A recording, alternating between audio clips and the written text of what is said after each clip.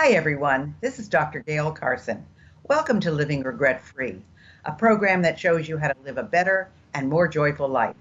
As an added bonus, I invite you to listen to an introduction to my Mindset Matters program, which ties into this so well. Go to www.sobmindset.com. It's free, and I know you will enjoy it.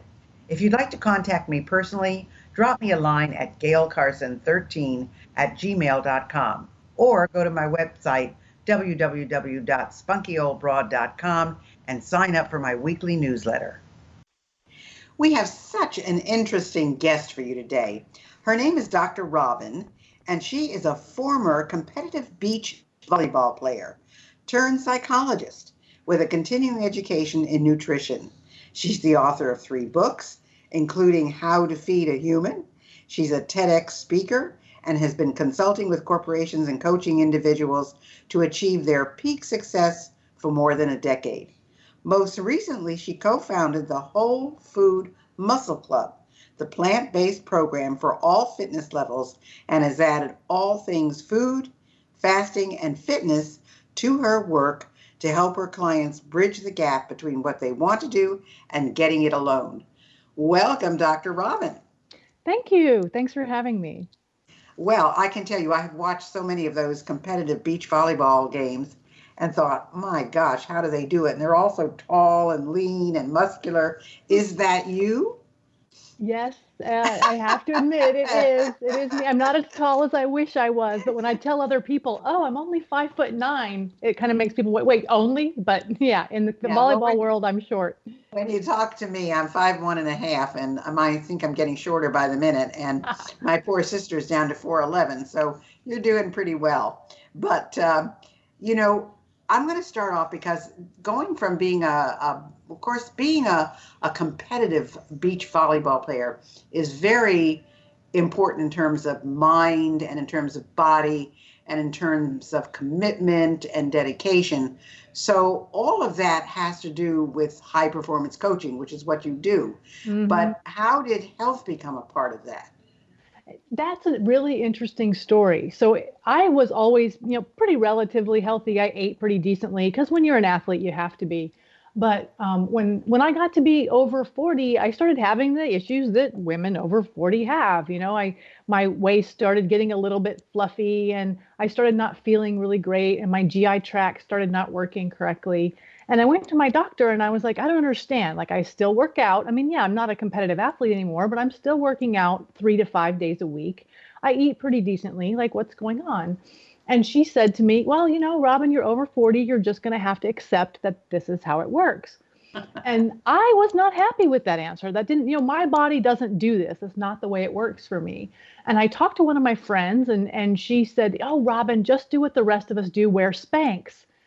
And I have to tell you, I did try on a pair of Spanx and they're horrible. I don't know why anyone wears those things. You can't breathe. Right, exactly. No, and they're hot. No. And so, I decided, you know what, I'm gonna go on a diet, which I never had really done. I was never really a dieter. But okay, I'm gonna do all the traditional things that people do when they want to lose weight. And I did, and I tried it for a month and it didn't work, not at all. Like, I didn't lose any weight. So tried it again, little more serious. Nope, still didn't work. So I went back to my doctor and I'm like, look, I cut my calories, I did all these things, nothing worked. And she said, Robyn, maybe you should see a psychologist about your body dysmorphic disorder. Wow. Yeah. And I thought, no, wait a minute. I am a psychologist and I don't have body dysmorphic disorder. I am legitimately overweight. Like, the number I should be and the number I'm in don't match. So I decided, okay, I'm gonna have to figure it out myself. And I started doing research. And you're probably like me. When I dive into the research, I want to read all of it. Like, find me everything. And it took me down this rabbit hole of nutrition and how the big food industry really manipulates the science for their marketing benefits. And long story short, I'm back to the weight that I was when I was playing competitive beach volleyball, and my abs are back. And people started saying, wait, what are you doing? And my executive clients started asking, can we do this? Like, how did you do that? And that's kind of how it became part of and where the Whole Food Muscle Club and this latest book came from. Wow. Well, I know you do Facebook Live 6 times a week. How do you do that? I mean, how long are they? What topics do you cover? How do people watch you? Yeah, Tell so us about that. Wow. we have a group on Facebook called Whole Food Muscle, and 5 days a week at about 9:15 Eastern, my husband happens to be a former competitive bodybuilder and trainer on the Mr. Olympia tour. And so he does this nutrition and workout thing with me. And so at 9:15 Eastern, Monday through Friday, when we get home from the gym, we pop on usually for 10 minutes, give or take, and we talk about either our journey or we share information. And I'm a big researcher. I still do a lot of reading. Sometimes I share tips about goal achievement. This week, that's what we've been talking about is goal achievement, how to get through that lull when you were really excited about something and now suddenly it feels like a drag. So I bring in psychology, we bring in nutrition, we talk about fitness. It's basically food, fasting, and fitness is what we talk about. That's 5 days a week. And then on weekends, and weekends aren't as scheduled, I kind of do it when I have, time, but one day on weekends, I pop on and I do a cooking show, which is hysterical. Anyone who knows me is like, wait, you're doing a cooking show? But I do, and I show them how to make really simple, healthy meals that'll give them, everything that they need, whether it's batch cooking or a sauce, or sometimes I do, a healthy dessert. And so that's on weekends. That's the sixth day as a cooking show. Wow, that's amazing. Well, I can tell you, you're very lucky to have a husband in there who's a partner with you in all of this because, that's a big support. And I'm sure that his contribution brings the male visitors as well. So you're getting to hit both sides of the coin. Mm-hmm. But, corporations, I have friends that have been talking about health and fitness for such a long time. And corporations have kind of poo-pooed it. They're getting more into it because of insurance costs and things like that. But why do they care about your expertise in this arena? I mean, what is it that is kind of turning them on to everything? Well, part of it is that corporations are starting to realize that they need high performance employees. They don't need people who just follow instructions and follow directions. They need people who think and who are creative. And that's really becoming a big thing in the corporate space is don't just hire people who can just do the work, hire people who can think about what the next thing is. And those people those high achievers, they need to be healthy, and that's part of an important thing for them. And it's an added benefit that employers can add to keep really good employees is, we care about your health, we care about your well-being, we care about your work-life balance. And so it's kind of one of those added benefits for keeping great employees because it's a cutthroat business out there hanging on to the really great ones. Well, that absolutely is true. And, we're just coming off the holidays and people are going to take all of January to get kind of back to where they need to be.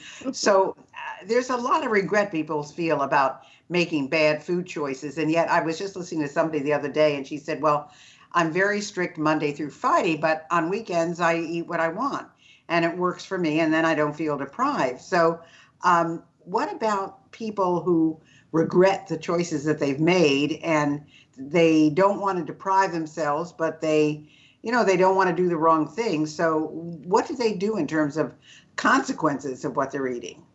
Well, so you've kind of asked a two-part question. Part of it is I don't think of any food as bad. I don't think of a person as bad for, eating something. There's no evilness. Food is not evil. It's all about choices and understanding choices. And so I ask my clients typically to try and aim for about 80%. And what I find, and this was because that was our goal originally, was just to kind of be 80%. And what we found is that we felt so good at 80%, we ended up being 100% just kind of by default. But if I give people the goal of 80%, they tend to feel like, okay, that's doable. I can do that. And then don't regret choices. Make a conscious choice of this is something I'm going to have that is not as healthy as something else I might choose, but that's okay because it's not an everyday thing. Now, that means that you can't decide that every Tuesday is a celebration day. That's it's Tuesday. It's not a celebration day. But, you have to make your choices. And when you start outlining, I ask people, like, what are food holidays for you?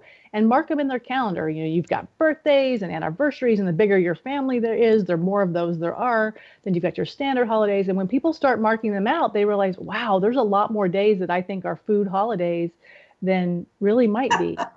That's true. That's true. And speaking of families, because usually when you see a heavy dad or a heavy mom, then there's heavy kids, and people say, well, everybody in my family's got high blood pressure or diabetes or heart disease or high cholesterol. What can we do? I mean, for example, in my family, I'm very lucky. My blood pressure is probably the only great thing about me. I mean, it's always been very good. And my heart is good and all of that. But I do have high cholesterol. But my sister, who eats only organic and is very conscious of everything, also has high cholesterol. Mm-hmm. So it kind of does run in the family. So what do you say to people about that? Because some people say, well, there's nothing I can do about it.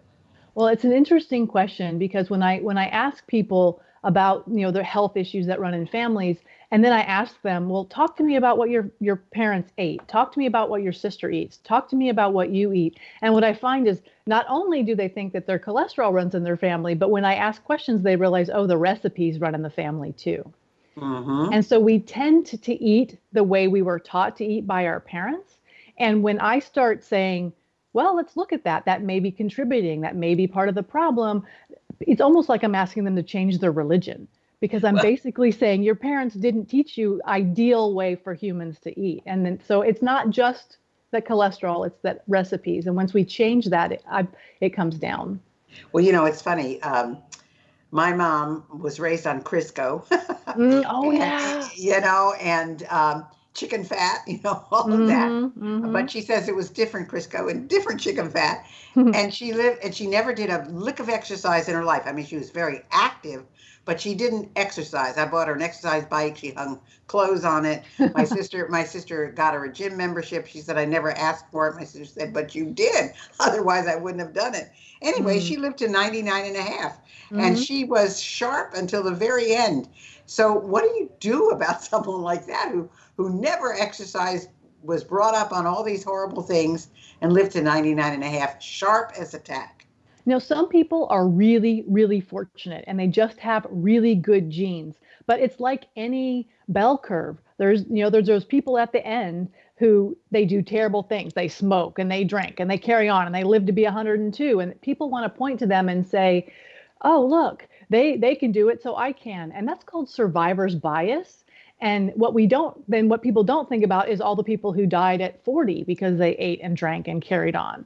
And so I always ask people, are you willing to bet the odds that you're in that 1% of people who's going to be able to treat your body like a garbage disposal and still manage to live and be sharp and do well? Or are you going to be more of the majority where, you in the percentage of people who has a heart attack, and the first symptom you have when you have a heart attack is death? It's a little late to change it after that. It is true. That's very true. But, your Whole Foods Muscle Club sounds so interesting. Tell us, what it involves and how people join and what the charge for it is and all of those good things. What do they get when they become a member of this? And, of course, Whole Food kind of plays off the Whole Food market. But, the Whole Food Muscle Club, I think it's a great name. Oh, thank you. Thank you. So what we have in the Whole Food Muscle Club is all of the videos. So we've been doing 5 videos a week for more than 2 years now. So all the videos are archived in there. They stay free on Facebook for a week, and then they become exclusive for our members. So they're archived in the Whole Food Muscle Club online, and they're searchable. We're actually in the process right now, and your listeners have such a great opportunity, because we are launching a new website where we're adding a whole new functionality. And until we launch that, which we're looking at the next week or two, we're keeping our 2019 pricing. So they can get in at the 2019 pricing. And so there's all those videos. There's a forum where they can interact with other members and directly with us. On a monthly basis, we do an Ask Us Anything live webinar where people can send in any questions they want, and we spend about 45 minutes or an hour, depending upon how many people are there and how many questions there are, answering any questions they have about food, fasting, and fitness. There's a get started plan. There's what we have in our pantry, like a staples list. Like I can't even list all the things that they get. Plus, we're going to be adding fitness workout videos this year as well. So the videos that you have on there now, what do they consist of? They consist of nutrition science. They consist of workout information. They consist of the science of fasting. There's food stuff, like we talk about, oh, we tried this and it didn't work. All my past cooking shows are on there. So cooking shows, where I've cooked things, are on there. All that stuff is on there. So basically, we just, rather than telling people, go out and find all the science yourself, we've condensed it so that they can make it's really easy and say, do this, and do this, and you'll succeed. Wow, that's unbelievable. So again, you talk about two types of high achievers, those who care about their health, those who ignore it. So you work with both of them, but they come to you at different points. So I would assume the high achievers come in the beginning, and those that are not come when, oh my gosh, nothing is working. But tell us a little bit about that. Right. So when you think about high achievers, like let's think about kind of the corporate high achiever. There's two types. There's the guy that gets up at 5 a.m. and he goes to the gym and he works out and he eats a healthy breakfast and then he has his calls. Like there's that guy or that woman. And they come to us proactively. They're like, oh, a plan for keeping me healthy? Yes. Sign me up for that. Absolutely. Let me put you on retainer so I can call you when I have questions. Yes, absolutely. So those are the people who are proactive.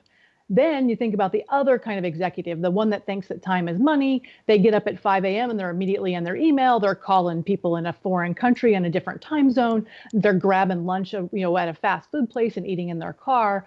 Those people come to us when things are broken, when suddenly they realize they have high cholesterol. They're being diagnosed with diabetes. They're 50 pounds or more overweight. They're like, okay, it's broken. Help me fix it. So they do come to us. They just come at different points.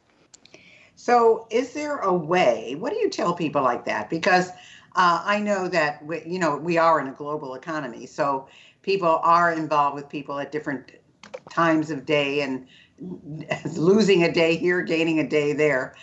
What do you tell people like that? Because they do have to work within certain schedules. But, in a way, I almost think that newscasters have the same thing. I mean, there are people that are on air at 4 a.m. There are people that are on air at midnight. If there's a crisis in our community, they're called in. I mean, they have the same kind of non-schedule as those people do.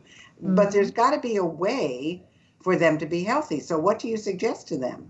Well, the first thing that I always talk about is how do you think about your health? Because I find that a lot of people who have these kind of willy-nilly schedules consider their health an inconvenience. Eating is an inconvenience. Exercising is an inconvenience. Getting enough sleep is an inconvenience.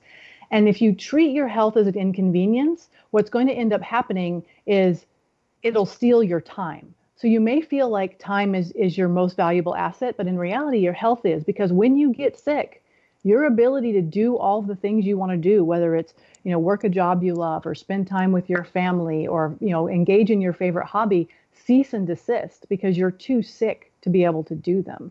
And so the first thing I ask my clients to do when they come to me is let's look at how you view your health at an unconscious level. Because if you're treating it as an inconvenience, you're headed for a problem. Wow. So is there any point where it's too late to make these changes? If you've been diagnosed with something that doctors are basically saying it's clinical and you've got 6 weeks to live, it might be a little challenging. I have heard people who have cured some pretty serious things, but if you're on your deathbed and you come to me, that's going to be a little hard. But any time prior to that, basically, if you don't have one foot in the coffin, I can help you.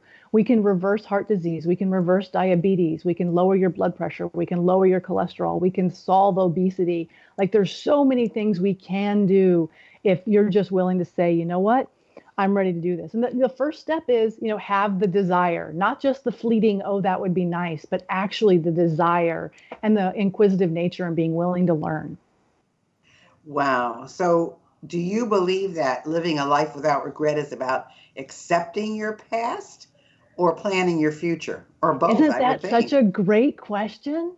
Yeah, I would I think it's love that both. question. So part of it is both, right? You cannot hold yourself accountable for not taking action on things you didn't know. So that for me, that you can't hold yourself accountable for not knowing, that is accepting the past, saying, okay, I didn't know, okay, fine. But you absolutely are accountable for not taking action on things you do know, and you're accountable for not learning. Like turning a blind eye still makes you accountable.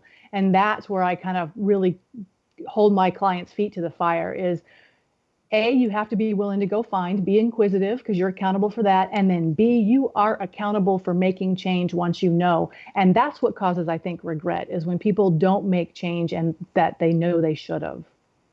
So, give us an example of one of your best successes.